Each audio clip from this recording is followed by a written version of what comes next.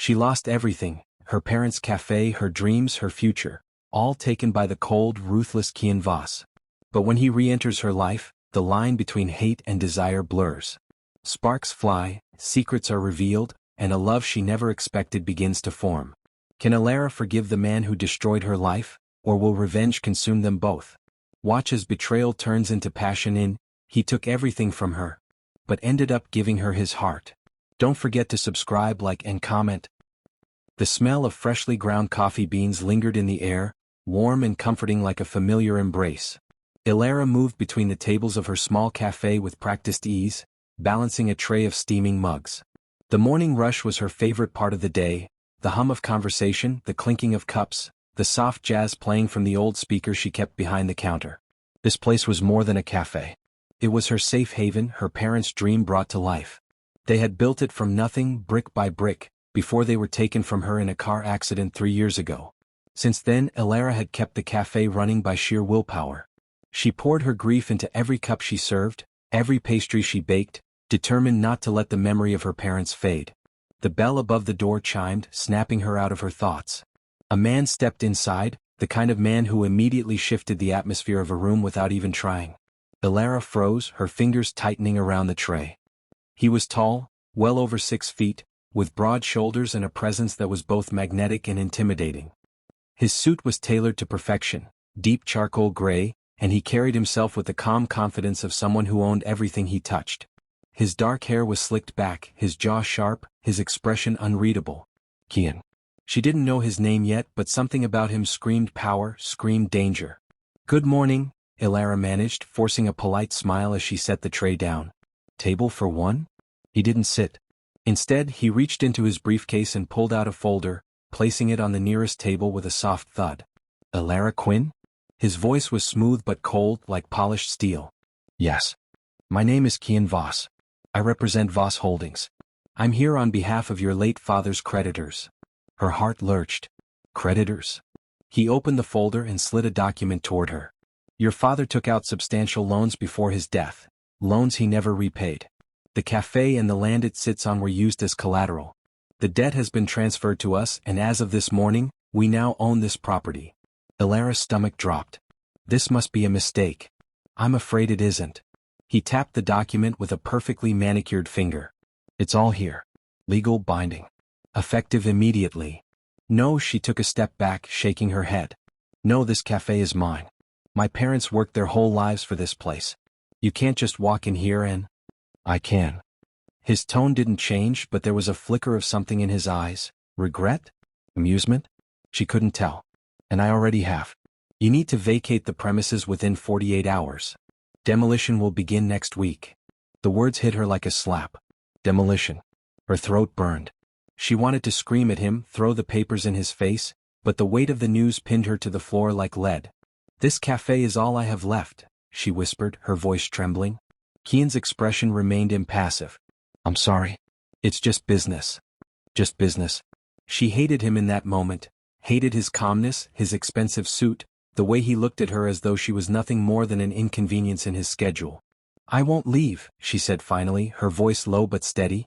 "You will," he replied, gathering the documents. "Or we'll have security remove you." He turned to go, but she stepped in front of him, fire blazing in her chest. "You think you can just take everything from me and walk away? You don't even know me." For the first time his mask cracked. His eyes, icy gray she noticed now, met hers with something close to curiosity. "No," he said quietly. "I don't know you. And you don't know me either." Then he was gone, leaving her standing in the cafe as if the ground had been ripped out from under her. The next 2 days passed in a haze. Elara packed what she could from the cafe, tears blurring her vision. The regular customers came by to say goodbye, some offering hugs, others slipping money into her hand as if that could somehow make up for what she was losing. By the 3rd day the cafe was empty, the lights turned off for the last time. Elara stood outside as the demolition crew arrived, her hands shaking. She spotted him then, Kian, leaning against a sleek black car across the street, watching everything with that same unreadable expression. Her blood boiled. "This is entertainment for you, isn't it?" she spat as she stormed across the street. "Watching my life get torn down?" He didn't flinch. "I came to make sure everything went smoothly." "Smoothly?" She laughed bitterly. You mean to make sure there's nothing left of me when you're done? For a moment he just looked at her. Then he said, This isn't personal, Elara. It is to me. The crew started up the machines and the sound of cracking wood and shattering glass filled the air. Elara's knees buckled and she turned away, unable to watch. Kian didn't move to comfort her. He didn't say a word.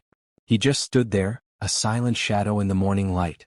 When it was over, when all that remained of the cafe was rubble and dust, Elara felt something inside her break. She turned to Kian one last time.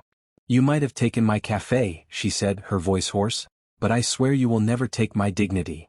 For a moment, something flickered across his face again, something she couldn't name. Then he nodded once, got into his car and drove away. Elara stood there until the sun went down, staring at the ruins of her parents' dream. She didn't know how she would survive, how she would rebuild her life. But she knew one thing for certain. She would never forgive Kian Voss. Elara sat on the edge of her narrow bed, staring at the job application on her phone.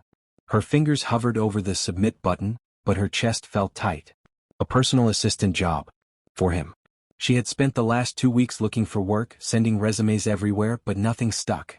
She was running out of savings, and if she didn't get a job soon, she would lose her apartment too. So when she saw the listing for an assistant at Voss Holdings, posted under a generic name, but she knew exactly who owned that company, she nearly threw her phone across the room. But rent was due in 3 days. And hunger didn't care about pride. She pressed submit. 2 days later, she was sitting in the lobby of Voss Holdings, wearing her best blouse and black slacks, trying to keep her leg from bouncing. The marble floors gleamed under the morning light, and everything about the place screamed luxury: glass walls, chrome finishes, an enormous abstract painting behind the reception desk. She hated it already. Elara Quinn? The receptionist's voice jolted her out of her thoughts. Yes, she said, standing quickly. Mr. Voss will see you now. Her stomach twisted as she followed the receptionist down a hallway and into an office that was so sleek it could have been on the cover of an architecture magazine. And there he was. Kian Voss sat behind a massive mahogany desk, his gray eyes lifting from a document to land on her with cool indifference. Elara, he said, leaning back in his chair. I wasn't sure you'd come. I wasn't sure either, she shot back before she could stop herself. Something that almost resembled a smile tugged at his mouth. Please sit. She perched on the edge of the leather chair opposite him, spine straight. Your application was surprising, he said, steepling his fingers. Considering the last time we spoke, you looked ready to murder me. Don't tempt me, she muttered under her breath. His smile widened slightly. I assume this means you're serious about the job? I'm serious about paying my bills, she said flatly. This was the only listing that called me back. Kian studied her for a long moment. You're aware that being my assistant means working closely with me. Every day. Trust me, she said through gritted teeth. No one is more aware than I am. Good. He closed the file on his desk and stood. You're hired. She blinked. Just like that. I like efficiency, he said simply. Your contract will be ready by the end of the day. You start tomorrow at 8. Elara stood too, still reeling. That's it? No second interview? No background check? His eyes glinted. I already did my background check on you, Elara. Weeks ago. Her cheeks flushed hot. You, what? Before I bought the cafe. Her hands curled into fists. You had no right. I had every right, he cut in smoothly. It was a business acquisition. I needed to know who I was dealing with. Her chest burned with fury, but she forced herself to nod stiffly. Fine. I'll be here tomorrow. But don't think for 1 second that this means I like you. He tilted his head and that almost smile returned. Wouldn't dream of it. The next morning, Elara arrived 5 minutes early, determined not to give him any reason to fire her. The receptionist led her to his office, where Kian was already working, tie perfectly knotted, hair immaculate. You're early, he said without looking up from his computer. You said 8. It's 8, she replied. Good. Punctuality is non-negotiable. He handed her a thick folder. Your first task. Go through this and organize the week's meetings. Reschedule the ones that conflict with my travel schedule. Then draft a memo to the partners. You know how to do that? Yes, she said tightly, taking the folder. Good. Coffee is on the counter. Help yourself. She bit back a sarcastic comment and got to work. By midday she had organized the schedule, typed up the memo, and even made copies for the board. She placed the documents on Kian's desk, half expecting him to criticize her work. Instead, he glanced over them and nodded once. Efficient. I like that. She blinked. That's it? No notes? No complaints? His lips curved faintly. Would you like me to complain? No, she snapped, heat rushing to her face. Then stop fishing for my disapproval. She glared at him, but he had already turned back to his computer. By the end of the day she was exhausted and irritated. Not just because of the work but because she hated how easily he got under her skin. On her way out, she nearly bumped into him as he was shrugging on his suit jacket. Going somewhere? She asked before she could stop herself. Dinner meeting. With who? He raised an eyebrow. Curious. Just making sure I don't need to add it to your schedule, she said quickly. Liar, he said mildly. Her jaw dropped. Excuse me? You're curious about me. In your dreams, she shot back. His smile this time was slow, deliberate. Careful, Elara. If you keep glaring at me like that, people might think you're jealous. She stalked past him, muttering under her breath, You wish. But her heart was pounding all the way home. The days turned into a strange rhythm. She arrived every morning, they argued over little things. His demanding schedule, her stubborn independence, and somewhere between the tension and the banter, something started to shift. One evening they stayed late finishing a proposal. The office was quiet, city lights glittering through the glass walls. Why do you even work this much? She asked suddenly, breaking the silence. Don't you ever get tired of all of this? Kian glanced at her, his expression unreadable. Work keeps me focused. Focused on what? Not the past, he said simply. Something about the way he said it made her chest tighten. She didn't reply, but for the first time since she met him, she saw him as something other than a villain. When she finally got home that night, she sank onto her couch, her thoughts spinning. She hated Kian Voss. But she was starting to hate him a little less.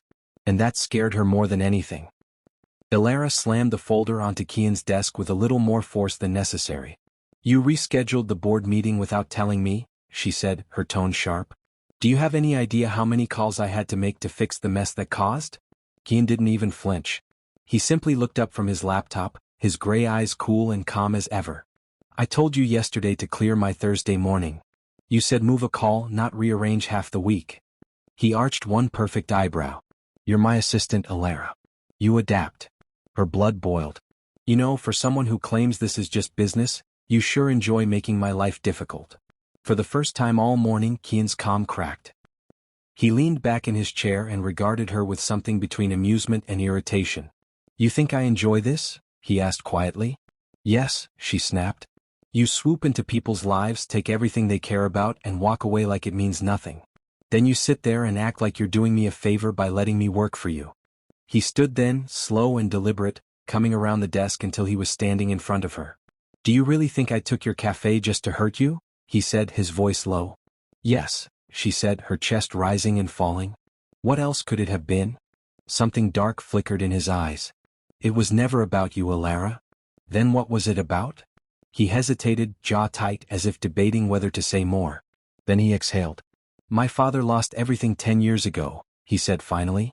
His business, his reputation, his health. All because of a partnership gone bad. The man who destroyed him was your father's business partner. Elara froze. That deal, Kian continued, was the reason my father drank himself into an early grave. I swore I would never let that kind of betrayal happen again. So yes, I buy out failing businesses. I dismantle them if I have to. I make sure no one can ever hurt my family again. The words hit her like a punch. My father wasn't perfect, she said quietly, but he wasn't that man. He worked himself to death trying to pay off debts that weren't even his. That cafe, her voice cracked. That cafe was all I had left of him. Kian's jaw softened. For a long moment they just stared at each other, both breathing hard, the air between them charged. I didn't know that, he said finally, his voice quieter now. About your father. Well, now you do. A long silence stretched between them, heavy with everything unsaid. Then Kian took a step closer, his presence filling the space between them. You hate me, he said. Yes. You blame me. Yes. And yet, his voice dropped, softer now. You're still here. Her pulse jumped. Because I need the job. Is that the only reason? She swallowed hard. Yes. Kian's eyes searched hers as if trying to see past her words to the truth she was hiding. Then without warning he reached out and cupped her chin, tilting her face up toward his. Elara's breath caught. "Tell me to stop," he said softly. She should have. Every instinct told her to shove him away, to remind him of everything he had taken from her. But she didn't. Instead, she stayed frozen as his mouth brushed hers, tentative at first, then with a hunger that made her knees weak. Her hands gripped his shirt without thinking, pulling him closer. The kiss deepened, stealing the breath from her lungs, until her mind caught up with her body and she shoved him back, her heart racing. "This is a mistake," she said, her voice shaking. "Maybe," he said just as breathless. She backed away, her chest heaving. "I can't do this. Not with you. Elara." "No," she grabbed her bag and headed for the door. "I need space." And then she was gone, leaving Kian standing in the middle of the office, his jaw tight, his expression unreadable. That night, Elara couldn't sleep. She paced her apartment, replaying the kiss over and over in her mind. She hated him.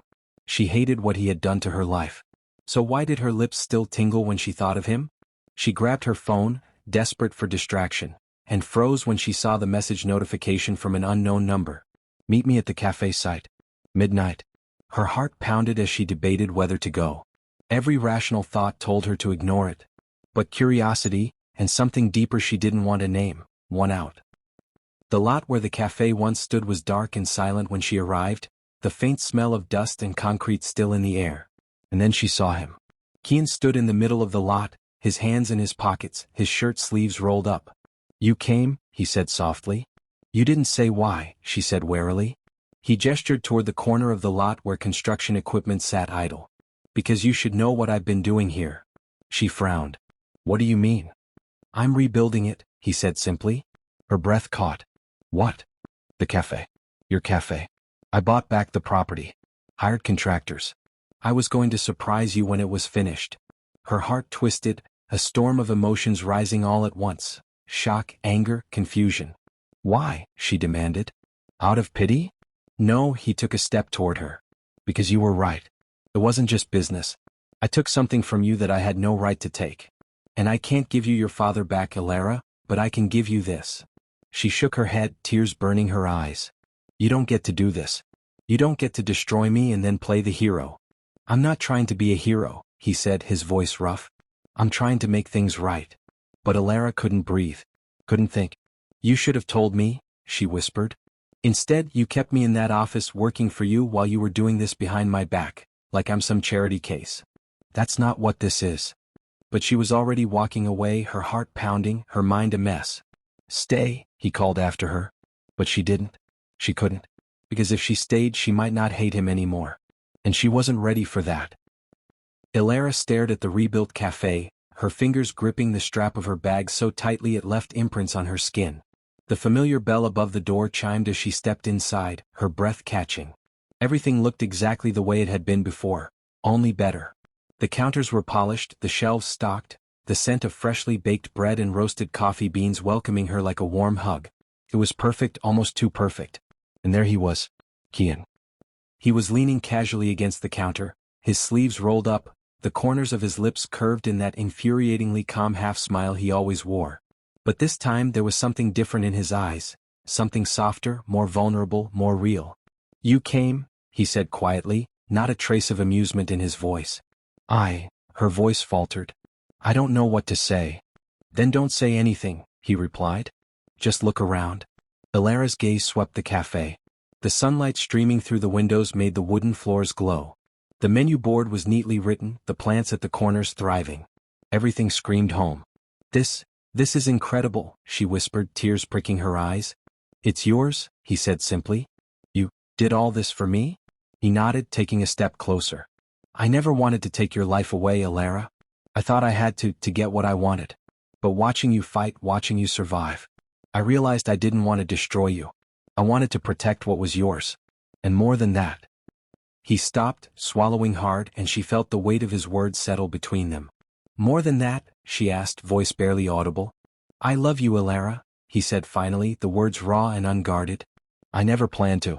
I didn't want to. But I do.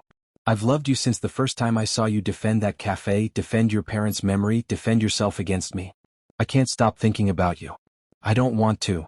Her heart thudded in her chest. The anger, the hurt, the confusion, all of it surged back, mixed with something entirely different, Longing, fear, hope. You took everything from me, she said, her voice shaking. You destroyed my life, Kian. And now you expect me to just forgive you? No, he said quickly, taking another step closer. I don't expect anything. I'm just asking you to see me for who I am now, not who I was. Her eyes filled with tears. And if I can't? Then I'll wait, he said. As long as it takes. Elara felt her knees weaken, the room spinning slightly. Every fiber of her being wanted to run, to fight, to protect herself from the man who had hurt her so deeply. But a quieter, stronger voice inside her whispered, maybe this time she could trust him. You really rebuilt it, for me? She asked, barely above a whisper. For you, he said, taking her hand gently in his. His touch was warm, steady, grounding. Not because I pity you. Not because I owe you. But because I care about you, Elara. More than I've ever cared about anyone. She stared at him, searching his eyes for any trace of deceit. She found none. Only sincerity. Only him. Slowly, almost tentatively, she let herself take a step closer. Then another. And another, until she was standing directly in front of him. Kian, she breathed. He cupped her face with both hands, his thumb brushing her cheek. I'm not going anywhere, he said softly. Her heart ached with the memory of everything they had been through. His coldness, her fury, the destruction of the cafe, the first kiss that had left her confused. And yet here he was. Whole, open, vulnerable in a way she had never imagined. For the first time, she let herself believe that maybe love could come out of pain. Maybe forgiveness could coexist with the past. She closed the distance between them, resting her forehead against his. I don't know if I'm ready to forgive everything, she admitted. Then we'll take it one step at a time, he whispered. Together. The tears spilled over, but this time they weren't just tears of loss. They were tears of relief, of hope, of love finally allowed to grow. And then he kissed her, slowly, gently, a kiss that spoke of apologies, of understanding, of promises. Her hands found their way to his chest, feeling the steady beat of his heart against her palms. It was real. It was him. When they finally pulled back, she rested her head against his shoulder, letting herself breathe. I don't know what the future holds, she murmured. Neither do I, he admitted. But whatever it is, we face it together. The sun dipped lower, casting golden light over the cafe. The smell of coffee and fresh pastries filled the air, and for the first time in what felt like forever, Elara felt home. She let out a shaky laugh. You really didn't make this easy for me. He chuckled softly, pressing a kiss to her hair. Since when has anything about me been easy? She smiled through her tears. Fair point. They stood there for a long time, wrapped in each other's arms, surrounded by the remnants of a dream rebuilt. The past had left scars, yes, but it had also brought them together. Two wounded hearts learning to trust, to love, to forgive. When the cafe officially reopened the next morning, it wasn't just the beginning of a new business. It was the beginning of something far more significant. A second chance. A chance to rebuild lives, to rebuild hearts, and to create something beautiful together. Elara unlocked the door, stepping inside with Kian at her side. She looked around, feeling the warmth of sunlight on the polished wood, the scent of coffee drifting from the counter, and the steady hand in hers. This is ours, she said softly. Yes, Kian said, his gray eyes meeting hers, soft and unwavering. Ours? And in that moment, Elara knew that love, unexpected, messy, and sometimes born from heartbreak, was worth everything. For the first time in a long time she felt whole. Because he had taken everything from her, and ended up giving her his heart.